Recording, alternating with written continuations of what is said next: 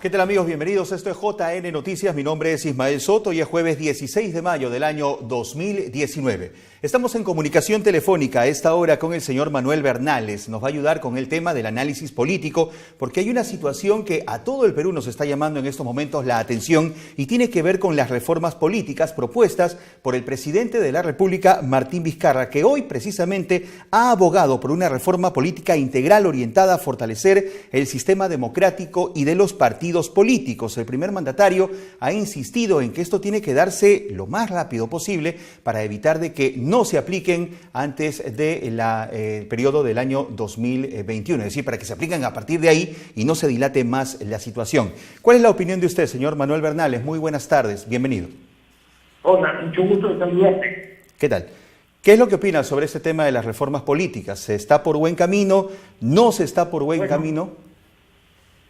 No, antes de dar una opinión sobre lo bueno, lo malo o lo feo, déjame decirte un par de cosas que son fundamentales. Y te lo digo como politólogo. Yo soy politólogo, ejerzo hace muchos años como politólogo, pertenezco a la primera promoción de Ciencia Política y Administración Pública de la Facultad de Ciencias Sociales de la Pontificia Universidad Católica del Perú.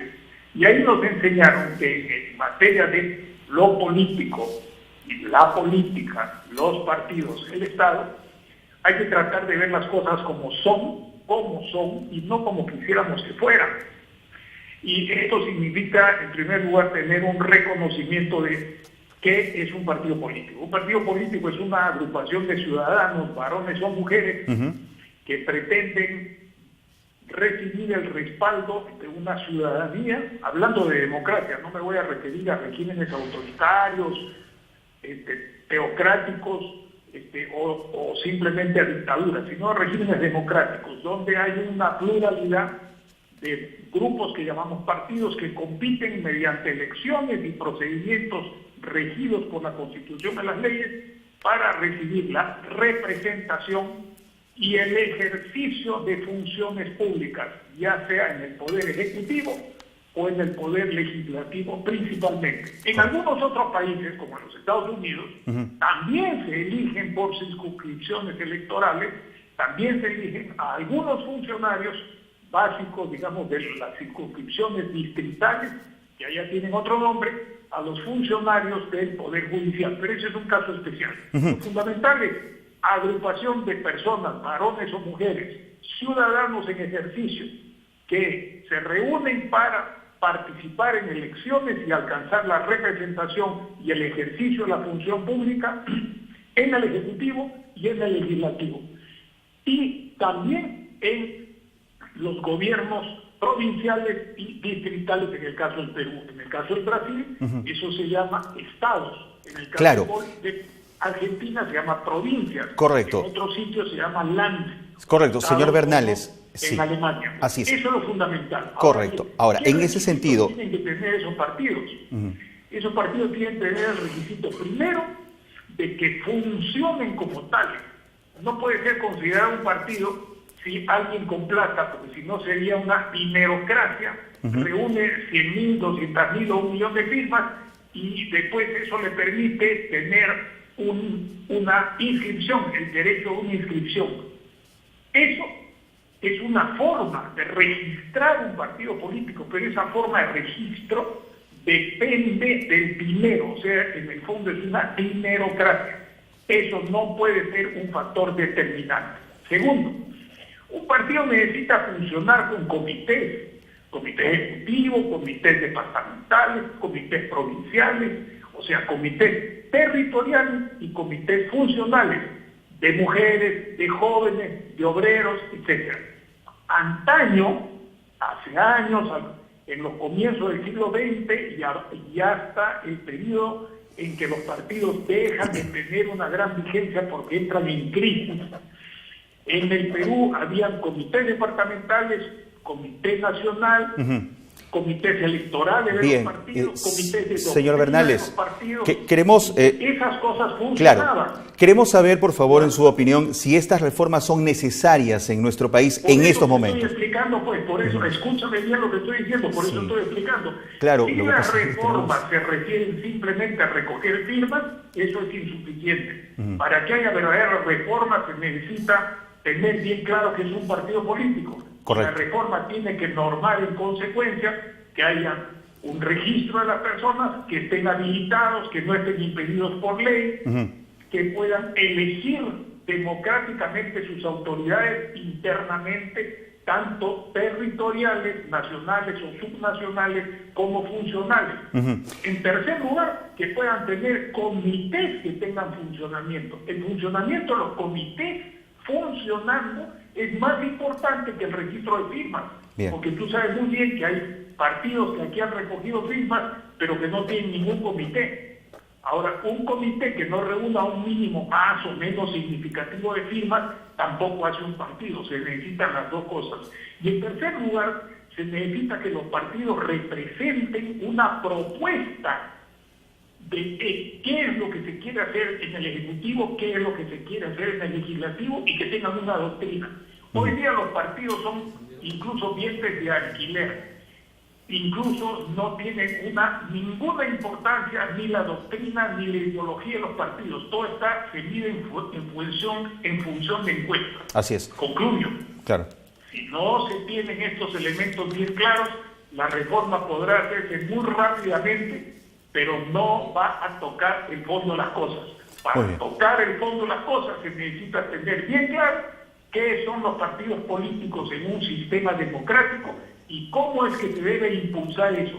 Si los partidos tienen muchas de estas cosas, pero no tienen capacitación, no tienen instrucción, no tienen enseñanza de derechos constitucionales y de cuestiones fundamentales para sus miembros. Sí, señor Bernales. Funcionen en los comités de todo tipo, entonces es simplemente una asociación, es un grupo de interés. Correcto. Que busca una representación, pero para otros fines, no para lo que estoy diciendo. Correcto. Le agradecemos su opinión, señor Manuel Bernales, analista político en esta oportunidad sobre el tema de las reformas políticas en nuestro país. Un gusto saludarte. Un gusto también. Nos vamos con otras informaciones. Les cuento, amigos, que continúa en Honduras la 37ª Asamblea Ordinaria del Consejo Episcopal Latinoamericano CELAM. Enseguida tenemos pasajes de la conferencia sobre el significado de la sinodalidad de la Iglesia. Veamos.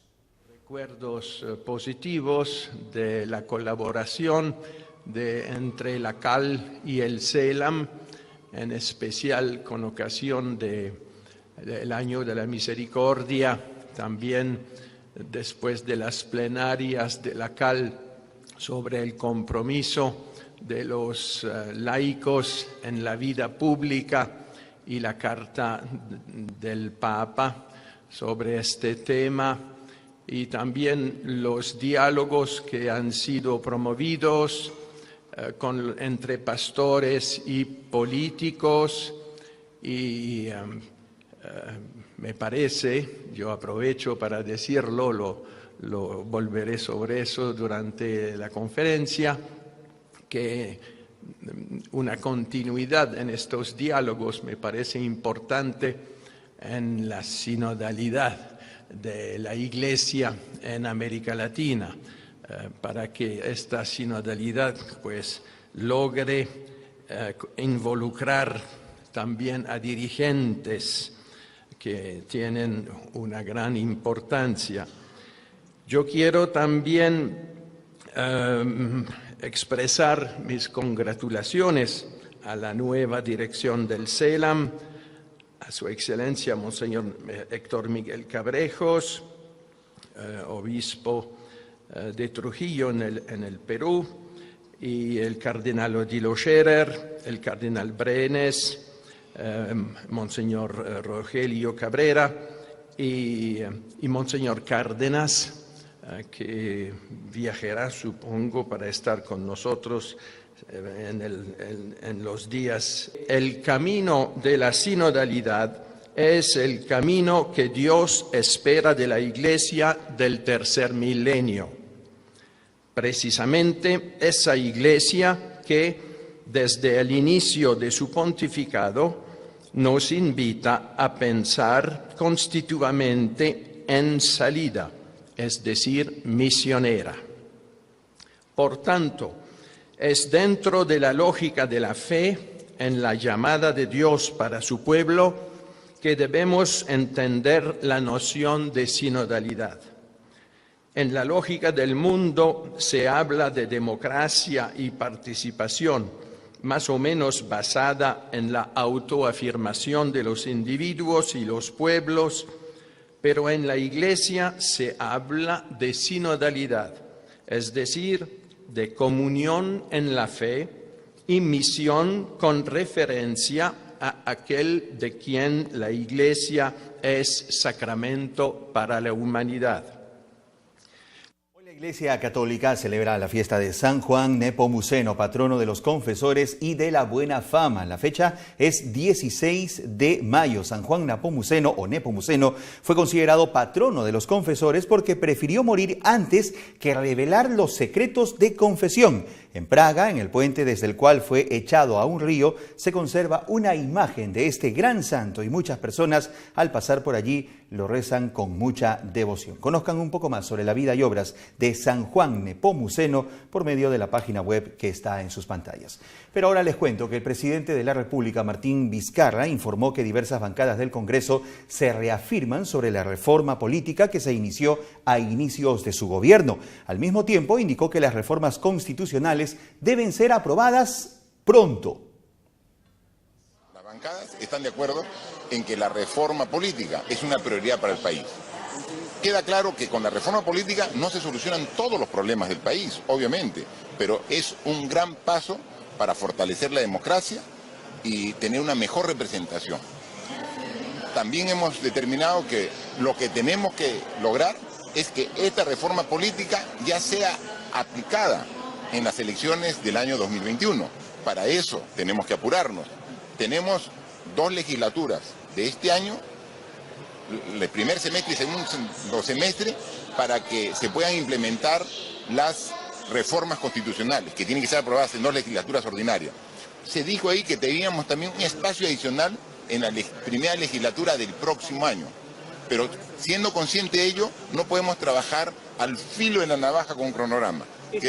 Si hay la voluntad de todos, el primer ministro, Salvador de Solar, con el ministro de Justicia, Vicente Ceballos, van a asistir a la Comisión de Constitución el próximo martes, donde van a hacer el sustento de los 12 proyectos de reforma que hemos presentado, 4 de ellos que son constitucionales, y decirles que se tienen que verlos de manera conjunta, no que se aprueben en un paquete, sino que se vean de manera integral, porque de eso se trata una reforma, con una visión integral, sino no un proyecto por un lado, otro proyecto por otro lado, no se perdería la integralidad que necesitamos para esto. No sé si por 8ª o 10ª vez que no voy a participar, no seré candidato en las elecciones del 2021. Y es más, les he dicho que en una de las reformas, siquiera lo pongan así, claro y específico, que el actual presidente no puede, a pesar que asumió el cargo siendo vicepresidente, no puede postular. Lo que queremos es dejar un legado, tener mejor representatividad, la democracia más fuerte, instituciones más confiables. Y eso no se hace legislando en función a uno mismo. Si no, ya no vamos a estar, ni los congresistas, ni el actual presidente va a estar a partir de 2021. Entonces, obremos, actuemos pensando en el Perú, en los ciudadanos, y esto fortalezcamos la democracia con una buena reforma política. Y la tierra de nuestro país continúa en movimiento telúrico. El Instituto Geofísico del Perú ha dado cuenta de esta información por medio de su página en Twitter. Ahí lo tienen. Hoy a las 9:32 de la mañana se ha registrado un sismo de 4.9 grados en la escala de Richter a 103 kilómetros de profundidad, donde a 12 kilómetros al noroeste del Alto de la Alianza en Tacna, la ciudad heroica de Tacna. La intensidad ha sido de grado 3 en la zona de Alto de la Alianza. Y el Ministerio de Educación ha iniciado el proceso de consulta virtual ciudadana sobre el proyecto educativo nacional. Se espera su aprobación para el próximo año. Bueno, hoy día se inicia la etapa de consulta ciudadana. Este proyecto va, la expectativa es que se apruebe el siguiente año y pueda regir hasta el 2036, 3 periodos de gobierno. Y creo que lo más valioso de este nuevo proyecto es su enfoque. Un enfoque centrado en las personas, es decir, no mirar solo a los estudiantes que están en la escuela, que están en los institutos, en las universidades, salir de este esquema escolarizado y pensar las necesidades educativas a lo largo de la vida. Es decir, que constantemente y permanentemente estamos aprendiendo, no aprendemos solo en las aulas, ni solo con los servicios que nos da el sector educación, sino también las oportunidades de aprendizaje que podemos tener en el propio ambiente laboral o en ambientes fuera de ello. Creo que ese es el enfoque centrado en las personas que trae el proyecto educativo nacional como novedad para este proceso. La encuesta hay que ingresar a una página web, www.todosomoseducadores.pe, y ahí tienen la posibilidad, por favor, de hacernos llegar y hacerle llegar al Consejo Nacional de Educación sus recomendaciones de cuáles deben de ser las prioridades y también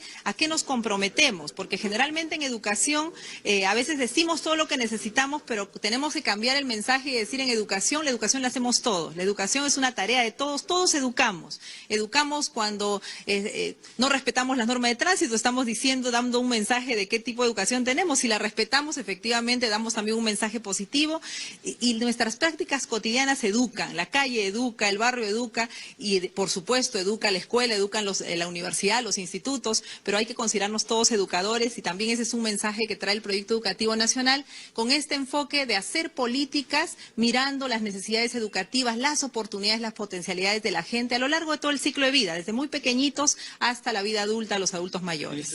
Con el tema docente, que creo que hemos tenido ahí un déficit de más de 3.000 profesores en el mes de abril, el cual lo hemos cubierto con un financiamiento de más de 30 millones, especialmente en las zonas de la selva. Y estamos trabajando con los gobiernos regionales la contratación de nuevos maestros, porque la meta es que ningún alumno esté sin su maestro, porque entenderán ustedes que en el proceso educativo puede faltarnos muchas cosas, pero lo que no nos puede faltar es un maestro. Entonces, lo que hemos hecho, inmediatamente asumida la gestión, tengo poco más de 2 meses, es hacernos cargo de que en todas las aulas hayan maestros. Ahorita, como le digo, hay una inversión de más de 30 millones destinadas especialmente a las zonas de la Amazonía, que es donde encontramos un déficit importante, y sobre los otros temas igual los venimos resolviendo, pero yo quisiera en este momento centrarme en el principal déficit, que es los maestros, que estamos cumpliendo y en coordinación con los gobiernos regionales. El abogado constitucionalista y excongresista Carlos Chipoco Cáceda falleció esta mañana a la edad de 64 años. El legislador o ex legislador era miembro del Partido Popular Cristiano y se es velado desde hoy a las 3 de la tarde. O sea, ya comenzó su velorio en la Iglesia Virgen de Fátima en Miraflores. Un apunte adicional: el Pleno del Congreso, que hoy ha sesionado, ha guardado un minuto de silencio en honor al ex parlamentario Carlos Chipoco. Los políticos de nuestro país lamentan su partida. Recuerden, amigos, que estamos en Movistar TV, canal 574, las 24 horas del día. Hacemos una pausa y retornamos.